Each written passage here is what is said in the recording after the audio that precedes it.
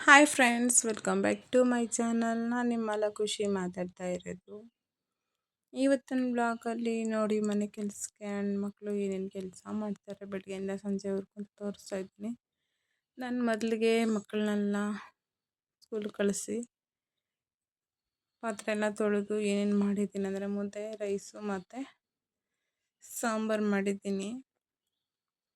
ಇವತ್ತು ಶನಿವಾರ ಆಗಿರೋದ್ರಿಂದ ಟಿಫನ್ ಏನು ಕಳಿಸಿಲ್ಲ. ಮಕ್ಕಳಿಗೆ ಹಾಫ್ ಡೇ ಸ್ಕೂಲ್ ಇತ್ತು, ಪೇರೆಂಟ್ಸ್ ಮೀಟಿಂಗ್ ಬೇರೆ ಇತ್ತು ಒಬ್ಬರಿಗೆ ಅಂತ. ಹಾಗಾಗಿ ನಾನಿವತ್ತು ಬಾಕ್ಸ್ಗೊಂದೆ ಸರಿ ಅಡುಗೆನೇ ಮಾಡಿಬಿಟ್ಟಿದ್ದೆ. ಇನ್ನು ಹಸ್ಬೆಂಡ್ ಡ್ಯೂಟಿಗೆ ಹೋಗ್ಬೇಕು, ಅದಕ್ಕೆ ಬಾಕ್ಸ್ಗೆ ಅನ್ನ ಸಾಂಬಾರು ಹಾಕಿ ಇಟ್ಟಿದ್ದೀನಿ.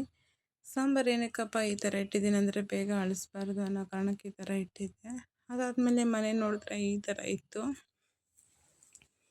ಯಾಕಂದರೆ ಮಕ್ಕಳಿರೋ ಮನೆ ತುಂಬ ಗಲೀಜು ಮಾಡ್ತಾರೆ, ಏನು ಮಾಡೋಕ್ಕಾಗಲ್ಲ, ಹೊಡಿಯೋಕ್ಕಾಗಲ್ಲ. ಹಾಗಾಗಿ ಈ ಥರ ಇತ್ತು. ಇವತ್ತು ಪೇರೆಂಟ್ಸ್ ಮೀಟಿಂಗ್ ಬೇರೆ ಇತ್ತು, ಬೇಗ ಬೇಗ ಕೆಲಸ ಮುಗಿಸೋಣ ಅಂತ ಕೆಲಸ ಮಾಡ್ತಾಯಿದ್ದೀನಿ. ಯಾರಾದರೂ ನೋಡಿದ್ರೆ ಬೆಳಗ್ಗೆನೆ ನಿಮ್ಮ ಬಾಗಿಲು ಮುಂದೆ ಈ ಥರ ಗಲೀಜಿತ್ತು, ಹಾಗಾಗಿ ಫಸ್ಟು ಒಳಗೆ ಆಚೆ ಗುಡಿಸ್ಬಿಡೋಣ ಅಂದ್ಬಿಟ್ಟು ಗುಡಿಸ್ತಾ ಇದ್ದೀನಿ.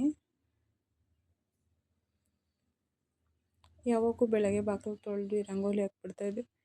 ಇವತ್ತು ಪೇರೆಂಟ್ಸ್ ಮೀಟಿಂಗ್ ಇರೋದ್ರಿಂದ ನಾನು ಸ್ವಲ್ಪ ಬೇಗ ಕೆಲಸ ಮಾಡೋಣ ಅಂತ ಮಾಡ್ತಾಯಿದ್ದೀನಿ. ಬಾಗಿಲು ತೊಳೆದಿಲ್ಲ, ಬಾಗಿಲೆಲ್ಲ ಗುಡಿಸಿದ್ದಾಯಿತು. ಅದಾದಮೇಲೆ ಹೂವು ಬಂತು, ಹೂವು ಸ್ವಲ್ಪ ತಗೊಳ್ಳೋಣ ಅಂದ್ಬಿಟ್ಟು ಹೂವು ತಗೊಂಡು ಇಡ್ತಾಯಿದ್ದೀನಿ. ಅದಾದಮೇಲೆ ಬಟ್ಟೆಗಳು ಜಾಸ್ತಿನೇ ಇತ್ತು. ಇದು ನಾನು ಬುಧವಾರ ಹೋಗಿದ್ರೆ ಮತ್ತು ಶನಿವಾರ ಹೋಗಿದ್ದೀನಿ ಬಟ್ಟೆಗಳು, ಹಾಗಾಗಿ ಇಷ್ಟೊಂದು ಬಟ್ಟೆಗಳು ಇತ್ತು, ಜಾಸ್ತಿ ಬಟ್ಟೆಗಳು. ಡೈಲಿ ಮಕ್ಕಳಿಗೆ ನ್ಯಾಪ್ಕಿನ್ ಹಾಕಬೇಕು, ಹಾಗಾಗಿ ಡೈಲಿ ಒಂದೊಂದು ತೆಗ್ದು ಹಾಕ್ತಾರೆ. ಇನ್ನು ಮಕ್ಕಳು ಡೈಲಿ ಸ್ನಾನ ಮಾಡೋದ್ರಿಂದ ಡೈಲಿ ಬಟ್ಟೆ ಜಾಸ್ತಿ ಬಿಚ್ಚಾಕ್ತಾನೆ ನನ್ನ ಮಗ ಅಂತೂ. ಹಾಗಾಗಿ ಇಷ್ಟೊಂದು ಬಟ್ಟೆ ಇತ್ತು, ಯಾವುದೇ ರೀತಿ ವಾಷಿಂಗ್ ಮಿಷಿನ್ಗಾಗಲ್ಲ, ಕೈಯಲ್ಲೇ ಒಗಿಬೇಕು. ಅದಾದಮೇಲೆ ಹಾರ್ಡ್ ವರ್ಕ್ ಮಾಡೋದು ನಮ್ಮ ಯಜಮಾನ್ರು.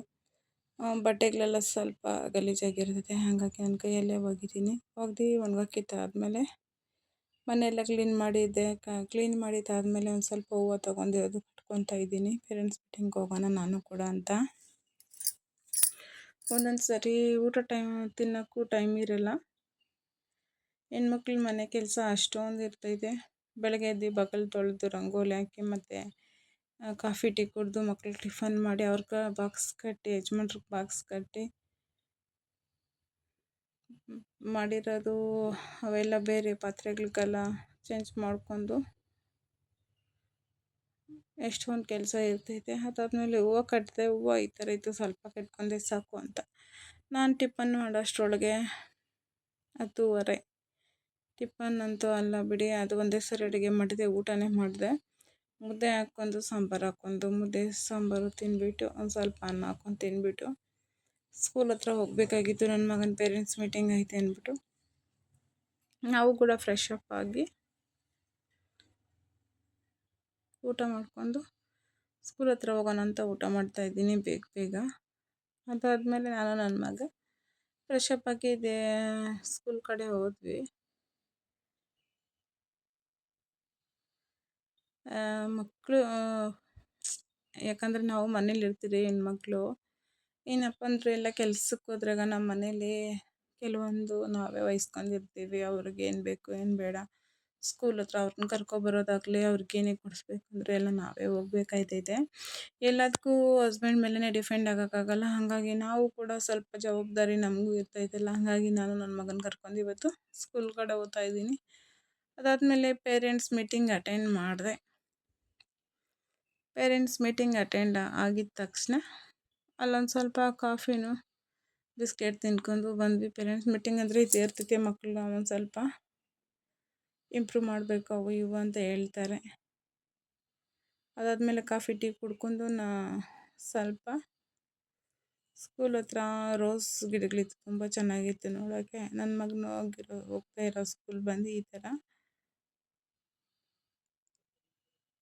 ಹೊರಗಡೆ ಚೆನ್ನಾಗಿತ್ತು. ಅದಾದಮೇಲೆ 1 ಅವರ್ ಅಲ್ಲೇ ಕಾದು ನನ್ನ ಮಗಳಿಗೆ ಸ್ಕೂಲ್ ಬಿಟ್ಟರು. ನನ್ನ ಮಗಳನ್ನ ಕರ್ಕೊಂಡು ಸೀದಾ